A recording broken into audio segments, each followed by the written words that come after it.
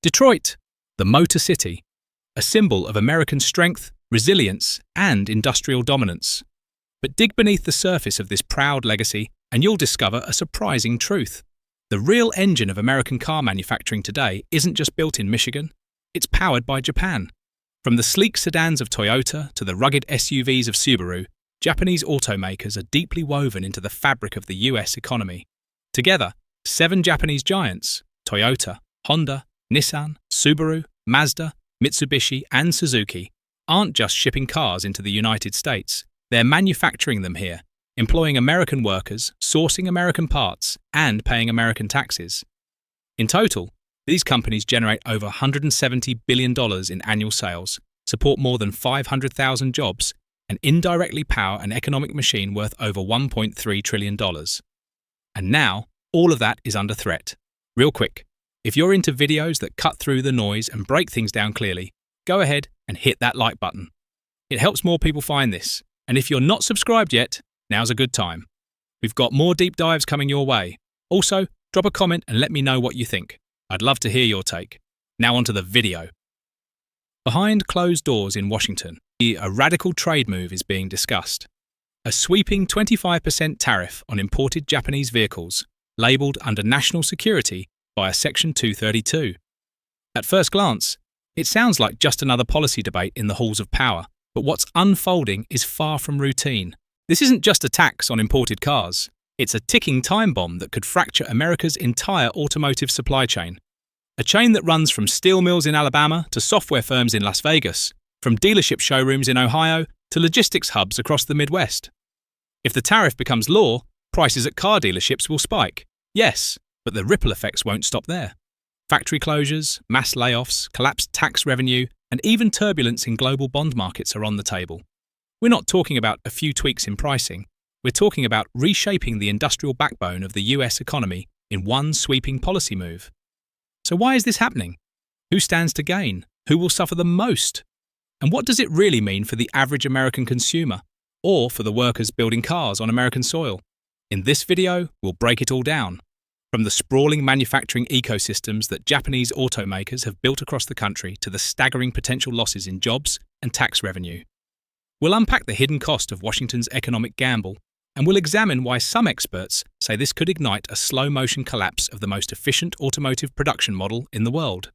The debate may be happening in policy circles, but its consequences will be felt on your paycheck, your car loan, and even your retirement fund. Buckle up, because this story is much bigger than cars. When we think about the automotive industry, we tend to imagine assembly lines, glossy commercials, or the roar of an engine. But the true power of the auto sector lies beneath those surface impressions, in a sprawling, interconnected supply chain that keeps American manufacturing alive. And at the heart of this ecosystem are 7 Japanese automakers whose presence in the US is more extensive than most people realize. In 2023, Japanese brands sold over 6.32 million vehicles in the United States. That's not just a big number, it represents 43.6% of all passenger and light commercial vehicles sold in the country. It's a market share so dominant that removing it would instantly create a vacuum that no other group of automakers could easily fill. Let's start with raw numbers. Toyota, the leader of the pack, produced 1.25 million vehicles in the US alone, from plants in Texas, Kentucky, and Mississippi. Honda followed with 970,000 units. Nissan assembled over 770,000 cars in Tennessee and Mississippi, while Subaru, Mazda, and the Mazda-Toyota joint venture in Alabama added another 370,000 vehicles to the mix. These aren't just imported products. These are vehicles made in America, by American workers, with materials sourced from hundreds of US companies.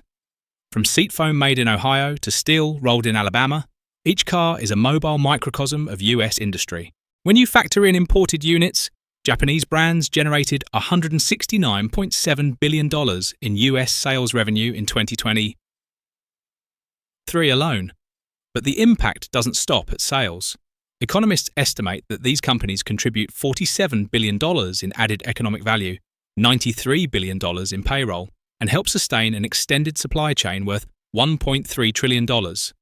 That includes everything from oil and gas inputs to dealership services to financial and leasing operations.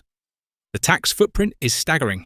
Japanese automakers contributed approximately $31.3 billion to the US tax system in 2023 through corporate income taxes, payroll taxes, and state-level sales tax. That's the kind of revenue that pays for public schools, hospitals, highways, and police forces in manufacturing heavy states like Kentucky, Alabama, and Ohio. It's easy to overlook this footprint. After all, these companies don't market themselves as made in the USA, but the reality is that they are deeply American in their operations. And if a sweeping 25% tariff is imposed, these operations will become financially unsustainable almost overnight. Here's why. Japanese automakers operate on tight margins. Toyota's North American margin is around 7.1%. Honda's is 5.6%. Subaru's, although slightly higher at 8.8%, still leaves little room for error.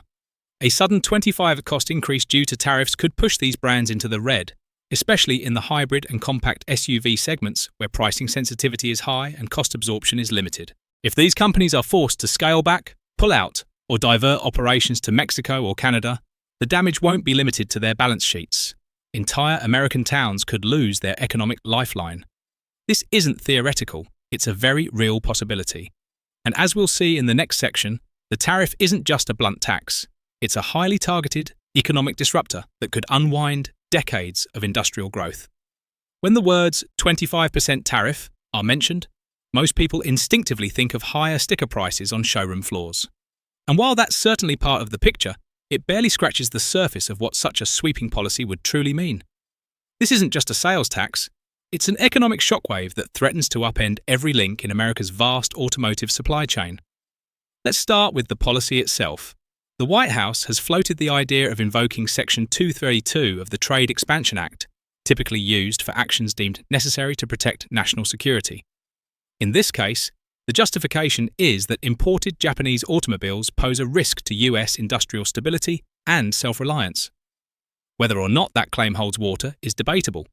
But what's not debatable is the scale of disruption that such a move would cause. First, the raw numbers. The proposed tariff would apply not only to finished vehicles imported into the US from Japan, but also to a wide range of components used in domestically assembled Japanese cars. That includes transmissions, batteries, electronic modules, hybrid engines, and more, many of which are sourced either directly from Japan or indirectly from neighbouring countries like Mexico and Southeast Asia. This is critical because even Japanese vehicles built on American soil rely heavily on a cross-border network of parts and materials. For example, Toyota's Tundra and Sequoia line in San Antonio, Texas, uses 65% North American content. The Camry and RAV4 built in Kentucky, around 72% domestic. Honda's Civic line in Ohio uses 68%, while Nissan's Tennessee-built Rogue comes in at 58%. That means every car coming off these US lines could be hit with double-digit cost increases on essential components under the new tariff. This cost spiral is especially dangerous in the hybrid and electric segments. Hybrids are booming in demand, driven by high gas prices and emissions regulations, but they also rely on expensive tech components, many of which are imported. Inverters, electronic control units, cooling systems, and corrosion-coated parts are not easily substituted with domestic versions. A 25% tariff could add as much as $4,400 to the price of an entry-level hybrid. Margins are already tight. Toyota, Honda, Nissan, and Subaru all operate within a 4-8% margin range in North America. A sudden 25% increase in their cost base would push many models into gross loss territory. It's not a question of whether these companies could absorb the shock, it's a question of whether they'd even try. Faced with such pressure, companies are now actively considering two scenarios: backshoring, moving production out of the US, or a capex freeze, halting all new investment in American factories. Both moves would result in massive job losses, disinvestment, and a slow retreat from a market where Japanese brands have invested billions since the 1980s. Critics of the tariff say the proposal is short-sighted. After all, these brands aren't just competitors, they're ecosystem builders. Their investment has helped grow dozens of supporting industries, from local steelworks to advanced software development firms. By punishing them with a tariff designed for foreign importers, the government risks sabotaging some of the most American car companies in practice, if not in name. Supporters argue that the move will level the playing field and bring more production back home. But the question remains, if Japanese firms scale back, Can American automakers like Ford, GM, or Tesla really fill the gap? As we'll see in the next section, the answer may not be as optimistic as Washington hopes. Behind every car rolling off a production line is a human being, a worker tightening bolts, installing windshields, running software diagnostics. And behind them are thousands more: engineers, suppliers, truck drivers, office administrators, maintenance crews. Together, they form a living machine that keeps America's auto economy alive. When we talk about a potential 25% tariff on Japanese automakers, we're not just talking about boardroom numbers or international trade policy. We're talking about real people, in real towns, doing real work. Work that could vanish in a matter of months if Japanese brands are forced to retrench. So how big is this workforce? The numbers are staggering. Toyota alone supports 35,200 direct jobs across its US plants, and another 9,400 indirect jobs in its supply and distribution network. Honda employs 28,100 directly, with 61,000 more jobs depending on its operations. Nissan counts 18,950 direct workers and 47,100 indirect ones.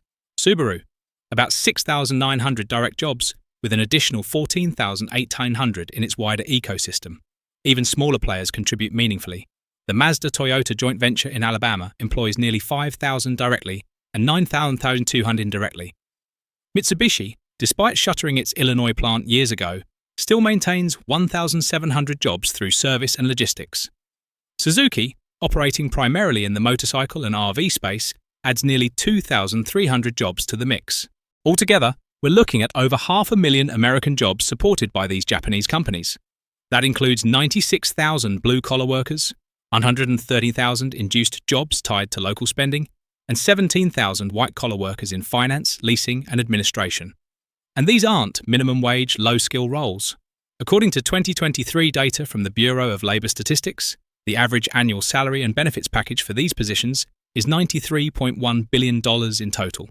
Money that flows into local economies, from Alabama to Indiana and from Mississippi to Ohio. Now imagine the consequences of even a partial pullback. In states like Mississippi and Alabama, where Japanese automakers are among the top 5 private employers, the loss of a single assembly plant could raise regional unemployment rates by 1.8 to 2.6 percentage points. That's enough to tip entire counties into recession, shutter small businesses, and overwhelm local social safety nets. Beyond direct layoffs, we'd also see a cascading effect in adjacent sectors: steel mills, textile factories, robotics startups, paint suppliers, call centres. Dozens of industries rely on the steady output of these auto plants. Even training programs at local community colleges and partnerships with universities could lose funding and purpose. And while some argue that American brands could step in to fill the void, the reality is far more complicated. Companies like Ford, GM, and Stellantis are already operating near full capacity, and their future investment is focused heavily on electric vehicles, not hybrids or compact gas-powered cars, the very segments Japanese brands dominate. In short, a rapid exit or downsizing of Japanese automakers wouldn't just be a supply issue, it would be a jobs crisis. And it wouldn't just be felt in the numbers. It would be visible in closed factories, ghost towns, and a generation of skilled workers left behind. But the job losses are just one layer of the storm. Behind the scenes, there's a looming economic risk with far more explosive consequences. And it all comes down to Japan's control over America's bond market. When most people think about Japan's role in the US economy, they think of cars, electronics, or sushi. But there's another, far less visible connection. One that could shake global financial markets if the tariff gamble goes wrong. Japan is one of the largest foreign holders of US Treasury bonds, with over $1.6 trillion in 30-year notes. That's a powerful position, essentially acting as a stabilizing force for the American dollar and interest rates. But if Washington imposes a hostile 25% tariff on Japanese automakers, this delicate relationship could quickly unravel. The Japanese government and private institutions hold massive quantities of US debt to manage currency stability and hedge against inflation. But that investment relies on predictable economic ties and cooperative trade. If Japanese businesses are suddenly penalized with billions in new taxes, their incentive to continue buying US bonds diminishes rapidly. The 25% tariff proposal may appear on the surface as a bold strategy to protect American industry. But the reality, as we've explored, is far more complex and far more dangerous. This isn't just a tax. It's a potential trigger for a cascading collapse. It risks pulling the plug on over 500,000 jobs, draining tens of billions in tax revenue, destabilizing bond markets, and unraveling a trillion-dollar supply chain built painstakingly over 3 decades. It threatens the very innovation culture that has made American manufacturing globally competitive. While it may shrink the trade deficit on paper, the real-world impact could be a weakened economy, slower growth, higher interest rates, and fewer choices for consumers, all in the name of national security. So the question isn't whether Japan needs America, it's whether America can afford to lose Japan. Because once the gears stop turning, it's not easy to get them moving again. Once again, thanks for watching this video. If you got something out of this, hit that like button and make sure you're subscribed so you don't miss the next one. And hey, let me know your thoughts in the comments. Agree, disagree, or something in between. I'd love to hear it.